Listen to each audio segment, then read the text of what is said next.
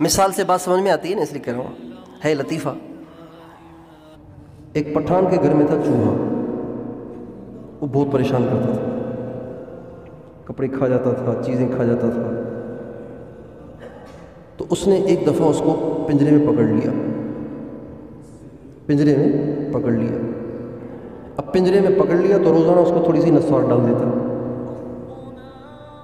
پنجرے میں تھوڑی سی نسوار ڈال دیتا۔ اب وہ آہستہ آہستہ چوہا نسوار کا عادی ہو گیا، نسواری ہو گیا۔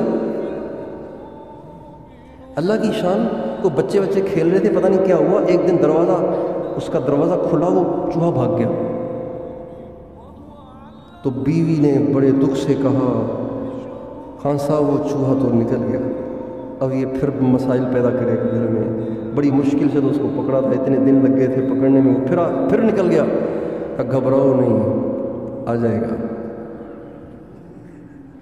ہم نے اس کو ایسی چیز کھلائی ہے کہ وہ آئے گا، وہ یہیں آئے گا، اسی پنجرے میں آئے گا۔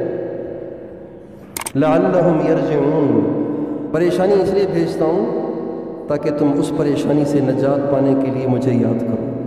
ویسے نہیں کرتے، ویسے نہیں آتے میرے پاس، تو پریشانی بھیجتا ہوں تاکہ پریشانی دور کرنے کے لیے تو مجھے پکار لو۔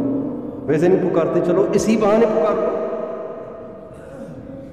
لعلہم یرجعون، اس لیے بھیجتا ہوں تاکہ تم واپس آؤ۔ بتائیے یہ مسلمانوں پہ آنے والی پریشانیاں مسلمانوں کی فیور میں ہیں یا مسلمانوں کے خلاف ہیں؟ بتاؤ بھائی۔